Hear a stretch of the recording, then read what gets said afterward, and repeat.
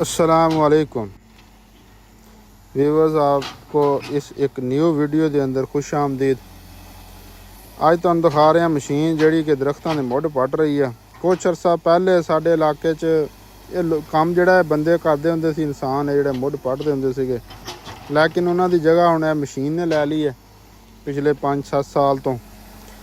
ते पहले जो मशीनां आईयां ना मुੱਢ पटण साडे इलाके दे विच, ये लोग जिहड़े ने अक्सर पठान ने मशीनां वाले, ये कहिंदे हुंदे सी सर जी असीं मुੱਢ पटने आ फ्री, तुसीं पटाने आ तो दसो, नहीं पटाने तो छड्डो। जिमीदार तंग हुंदा सी। ये मुੱਢ दा बहुत वड्डे वड्डे मुੱਢ हो जांदे ने सफेदे दे, ये खराब करदे ने खाले बंदे नूं। फिर वो कहंदे ने पट जा, असीं खुद पटाए आ फ्री। 1000-500 रुपया दिंदे सी, किले दे मुੱਢ पट के लै जांदे सी।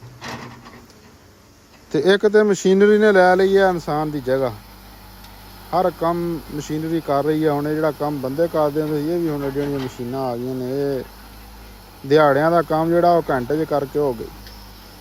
ते हुण इस टाइम जिहड़े मुੱਢ आ, ये किले दे जिहड़े मुੱਢ आ, ये 35-40 हज़ार दे लै रहे मशीनां वाले मुੱਢ।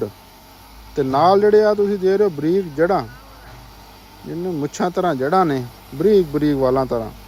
ये जड़ां अगे शुरू च जो मुੱਢ लंदे हुंदे सी ना, इन्हूं फ्री लभ जांदे सी। जड़ां सिੱਟ ਜਾਂਦੇ ਹੁੰਦੇ ਸੀਗੇ, ਜ਼ਿਮੀਂਦਾਰ ਜਾਂ ਕੋਈ ਬੰਦਾ ਉਹਨੂੰ ਮੰਗ ਲੈਂਦਾ ਹੁੰਦਾ ਸੀਗਾ ਤੇ ਉਹਨੂੰ ਦੇ ਦਿੰਦਾ ਸੀ ਜ਼ਿਮੀਂਦਾਰ, ਜਾਂ ਖੁਦ ਚੱਕ ਕੇ ਆਪਣੇ ਘਰ ਲੈ ਜਾਂਦਾ ਹੁੰਦਾ ਸੀ। ਹੁਣ ਭਾਜੀ ਇਹ ਜੜਾਂ ਵੀ ਵਿਕਦੀਆਂ, ਇਹ ਦੌਰ ਇਹੋ ਜਿਹਾ ਆ ਗਿਆ। ਤੁਸੀਂ ਮਸ਼ੀਨ ਦੀ ਪਾਵਰ, ਮਸ਼ੀਨ ਦੀ ਪਰਫਾਰਮੈਂਸ ਚੈੱਕ ਕਰੋ।